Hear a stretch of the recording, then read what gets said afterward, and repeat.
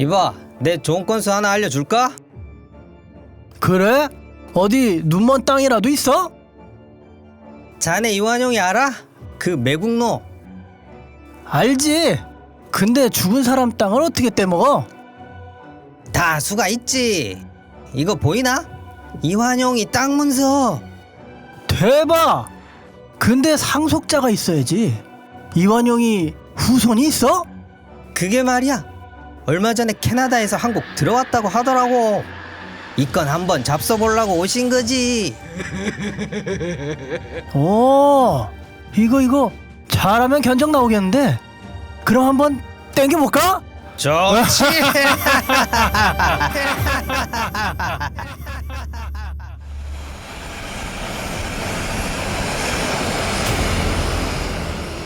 (1980년대) 말 캐나다에 살던 이완용의 증손자 이윤영이 한국에 돌아온다.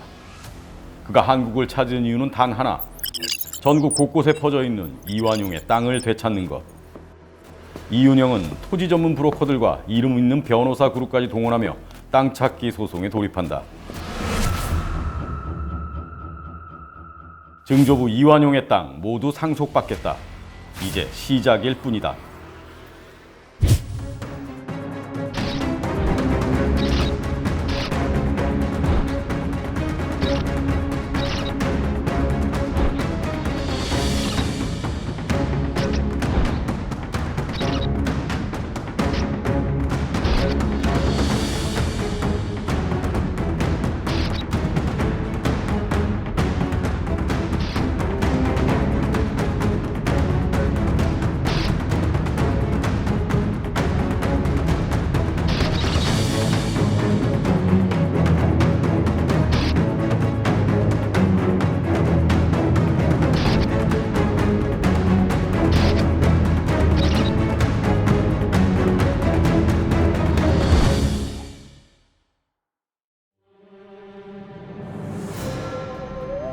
이완용의 후손 이윤영 씨의 소송 공세는 상상 이상으로 빨랐고 또 치밀했습니다.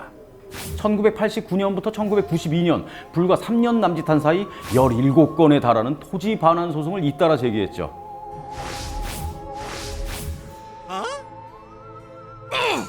국민들은 분노했습니다.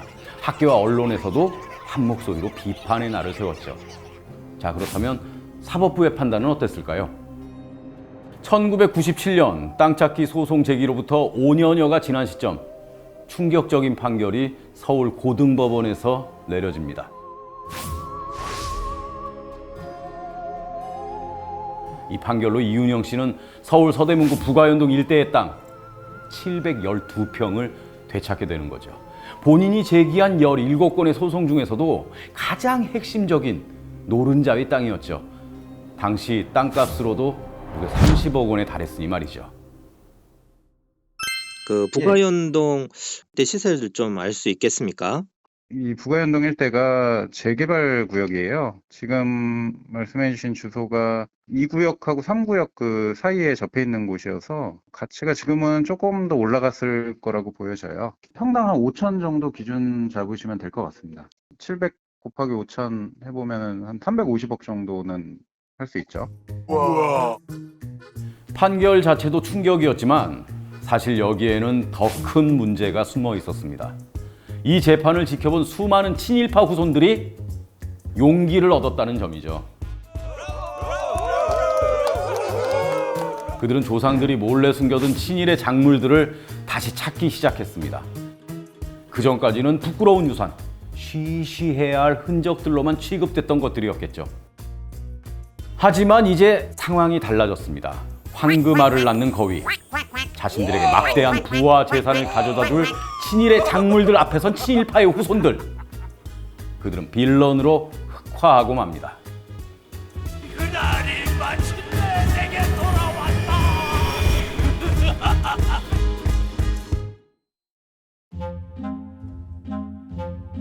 물론 친일파 후손들에게도 고민은 있었습니다. 원래 이 땅이 내 조상 아무개의 땅이었어, 이렇게 말하려면 증거가 있어야 하잖아요. 쉽게 말해서 이런 땅 문서 같은 거죠. 그런데 이걸 구하는 게 쉬웠을까요? 100년 가까이 지난 문건들을 샅샅이 뒤져야 하는데 현실적으로 어렵죠. 미치겠네 진짜. 그렇다고 증거가 있나? 그런데 말이죠. 때마침 이런 친일파 후손들의 걱정을 덜어주는 정부 차원의 서비스가 하나 시작됩니다. 바로 조상 땅 찾아주기라는 국가 사업이었는데요. 행정자치부 주관으로 전개되는 조상 땅 찾아주기 운동에 민원인들의 문의가 쇄도하고 있습니다. 바로 이런 거였습니다. 조상 땅을 찾고 싶으면 민원 신청을 해라. 신청만 하면 땅을 찾아갈 수 있도록 맞춤형 서비스를 제공해 주겠다. 물론 좋은 취지에서 시작한 사업이었을 겁니다. 근데 문제는 그 서비스의 열성 고객이 바로 친일파 후손들이었다는 점이었죠. 결국 이 조상 땅 찾아주기 사업이 결정적인 방아쇠가 되고 맙니다. 친일파 조상의 땅을 찾아먹겠다는 후손들의 대대적인 파상 공세가 시작되는 거죠.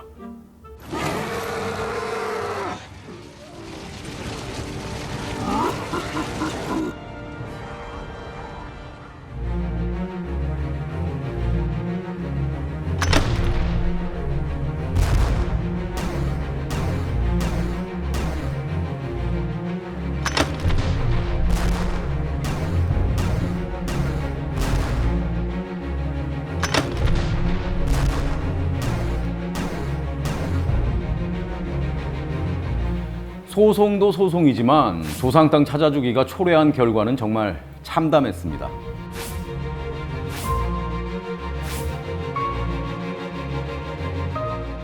과연 얼마나 많은 친일파 후손들이 이 서비스를 애용했을까요?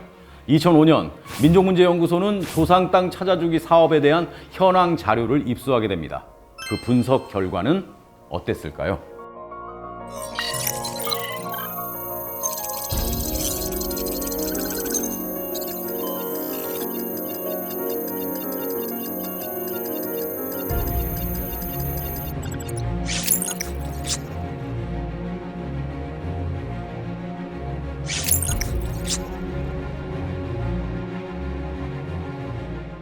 (110만) 평이라고는 하지만 이 수치는 2004년 단 한 해, 즉 1년의 현황만 정리된 것입니다. 그 전에 이미 더 많은 땅들을 찾아갔겠죠. 2010년 친일재산조사위원회가 발표한 보고서에 따르면 일제 당시 거물급 친일파 74명이 보유했던 부동산만 해도 3,100만 평에 달했습니다. 거물급이었다고는 하지만 74명이 갖고 있었던 땅이 이 정도였던 거죠. 민족문제연구소를 비롯한 시민사회는 이미 예전부터 조상 땅 찾아주기가 불러일으킬 이 부작용들을 여러 번 지적해 왔습니다. 당시 우리 민족문제연구소는 조상 땅 찾기 사업이 가져올 부작용에 대해서 여러 차례 경고를 보냈습니다. 조상 땅 찾기 사업이 그 취지는 아무리 좋다고 하더라도 결과적으로 친일파를 청산하지 못한 한국 사회 현실 속에서는 친일파 후손들에게 땅을 찾아준, 그것도 국가가 땅을 찾아주는 원스톱 서비스를 제공하는 꼴밖에 되지 않는다.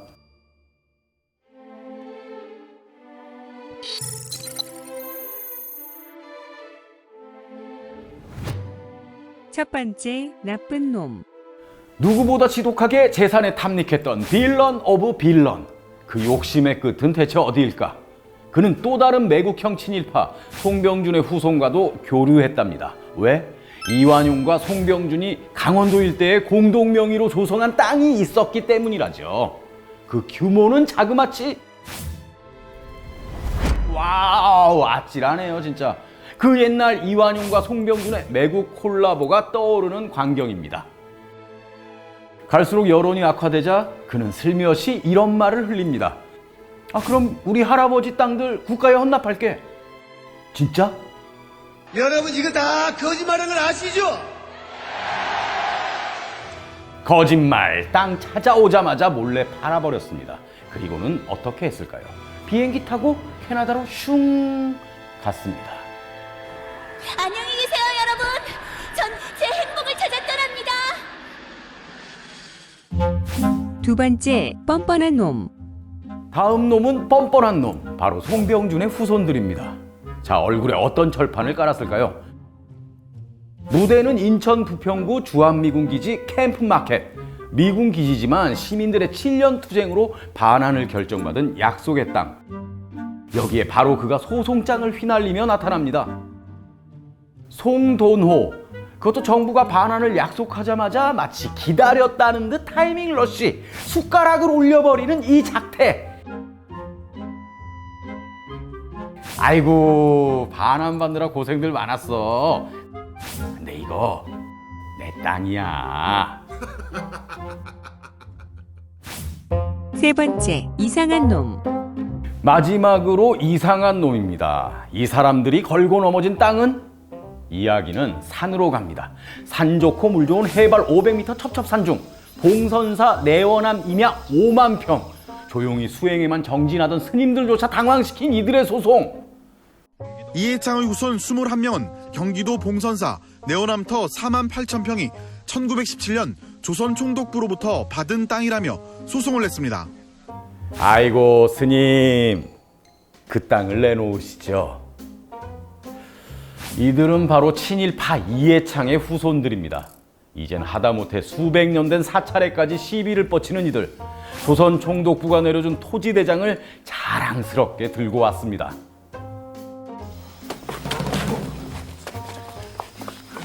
이게 무슨 짓입니까? 지금부터 이 절은 우리가 접수한다.